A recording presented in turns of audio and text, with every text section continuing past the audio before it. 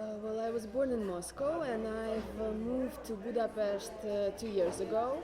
It was actually by accident. I'm a journalist, and in Moscow it's really difficult nowadays to be an independent journalist. And I worked for an oppositional TV channel in Moscow that has had a lot of problems with the government. So me and a lot of my colleagues have decided for a while to leave the country, just to study, just to change something in our lives before we return back, because the atmosphere is not very nice. So maybe the choice to move to Budapest was a very emotional one, because I needed to have a break from Moscow just for a couple of years, and it turned out that I was pregnant. So I thought that's a nice way to start my new life. I don't know. Orban said that he doesn't like economical immigrants. I don't know whom he meant by that, but I worry that he won't mean me. But we'll see. The thing is that it's not so easy for a person from another country to live in Hungary. You have to have a lot of things you do here, like you study, or you learn Hungarian, or you have an apartment, or you have a spouse or something like that to stay here. So of course I depend on the documents and on the visas. I think we'll stay here for a while. I write about Budapest a lot. I've made a Russian travel guide on Budapest. It's called I Know Travel. It's an application for an iPhone. I also teach. I have webinars because I work on for the journalism department in Moscow, and they have a webinar platform. So kids and students from the whole Russia can see me, and I can answer all their questions. And I'm teaching international journalism. So I have a lot to do, but all of my job is related to Russia. It's in Russian, and it's all about journalism and writing. Well, I was astonished when we moved to Budapest, because I have never seen a city that answers to all of my cultural questions. For example, I was absolutely fascinated that this is a very old city, and with Budapest you can understand how Europe was before the First World War. Of course there's a lot of damaged buildings and so on, but you can have the picture, and you can't get it anywhere else. And I was astonished with how many atmospheres Budapest has, because he has this Habsburg history, but he has the Serbian history and the Turkish history and the Jewish all together, and the Soviet, and all of this you can find in a small area living here in the center of the city. And when buildings start to speak to you in their cultural language, that was really a thing, because also Moscow, it's a nice city, but it was also ruined. A lot of old buildings have been demolished, and of course here is the same. Here is the same problem, but still you have a lot to preserve.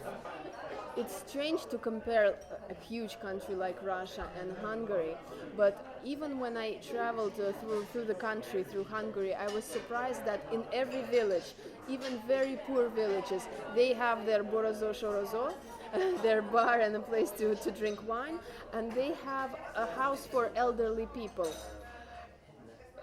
I haven't seen that in Russia ever, because if you come to a poor small village in Russia, there will be nothing there. There would be only these old people who are sick, that they never get help. But here you kind of have a sense of a society, though a lot of social problems, of course. And it's strange, but Budapest is so much more better for life than Moscow, because here you can ride bikes, you have shops everywhere. In shops you have vegetables from Hungary. You know what you're buying. You have these charnoks in almost in every area. And actually it's surprising, but in Moscow it's not like that. Maybe because it's huge, but in my house where I lived in Moscow, you could buy furniture, but you couldn't buy bread. To buy bread, you have to go a lot, and now in Russia, in Moscow, they forbid these don't know how to call them, but small businesses were selling fruit or bread or anything like that, like these small shops that can be brought to any area. They are forbidden, so now to get bread, you have to get it, I don't know, on Sunday in a supermarket and then eat it the whole week. So surprisingly, though Moscow is so rich and so on, it is not so comfortable to live there as compared to Budapest. If we compare Budapest and Vienna, it would be also like, I don't know, bread and water, because in Vienna you have these elevators to the metro. You can, if you are disabled or if you're a mother, you get anywhere you want, in any museum, anywhere. Of course, Budapest has things to work on, and I hope it will. And a lot of young people are leaving Hungary, and it's such a shame. I heard that like 7% of the whole immigration in Germany is from Hungary. And it's very sad, because I heard that in Hungary there are a lot of people who graduate from IT and this kind of sphere, bank sphere, and they are leaving. Of course, they are leaving for money. Of course, that is very understandable, but I just can't understand why doesn't the government manage to do something for them, because they are the future and the today of Hungary. And I'm very proud of these guys from Prezi, the guys who made this beautiful startup with presentations that went worldwide, and they have a beautiful office here on Nagybenzo, and I read a lot about them, and they are creative people who now have an office in Silicon Valley, and they are Hungarians. I'm very proud of them, that they still have, like Nanushka, that she still has her studios in Budapest, and she tries to stay. Of course, I wish to go back to Moscow and still to continue my job, because the TV channel where we worked was forced to go off air, and they started working only for internet inside an apartment. And it sounds so crazy because it is a huge TV channel. It was 300 people working there.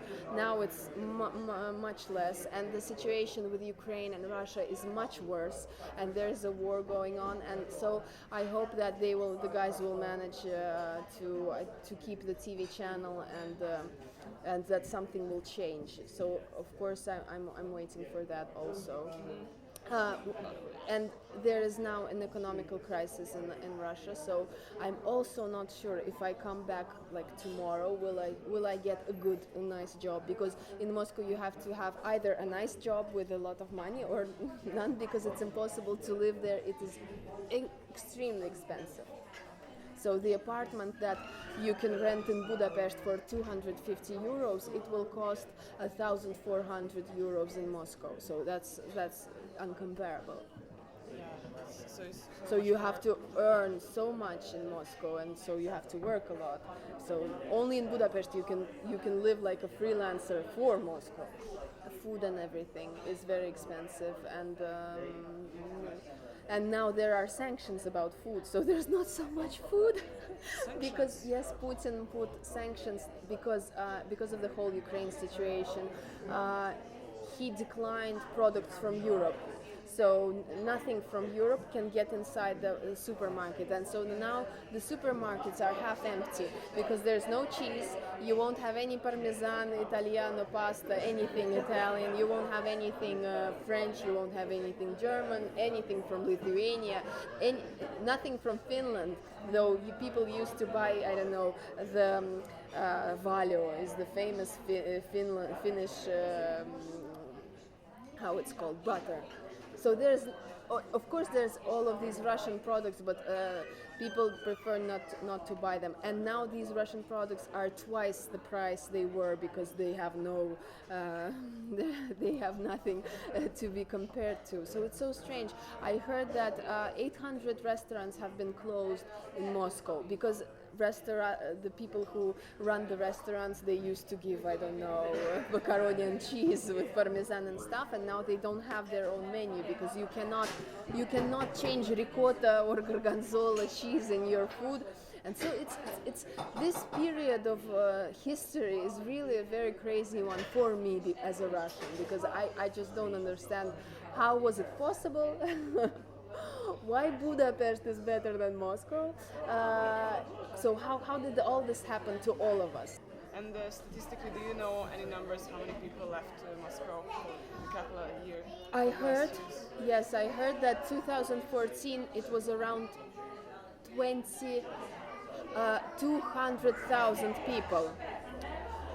But you still can't know if they were the young people or the old people. Were they people, expats who worked in Russia and decided to leave for their own countries?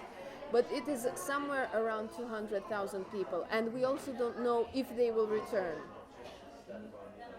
In Russia they have a new law that if I'm a resident of another country and I have my permit, my resident permit in Budapest, like for a year, I have to go to the police in Moscow and write, I, Anastasia, I have to tell my government that I have a residence permit for a year in Hungary, Budapest, and yes, I assume I have it, and so Otherwise I have to. you can't go back. Otherwise, I will have legal problems and even maybe arrested with a huge sum of money I have to pay. I haven't yet done it because I haven't been to Moscow after they got this law. The law started in autumn. But I will be forced to do that. I will do that. I don't want to break the law of my country, but every new law shocks me even more.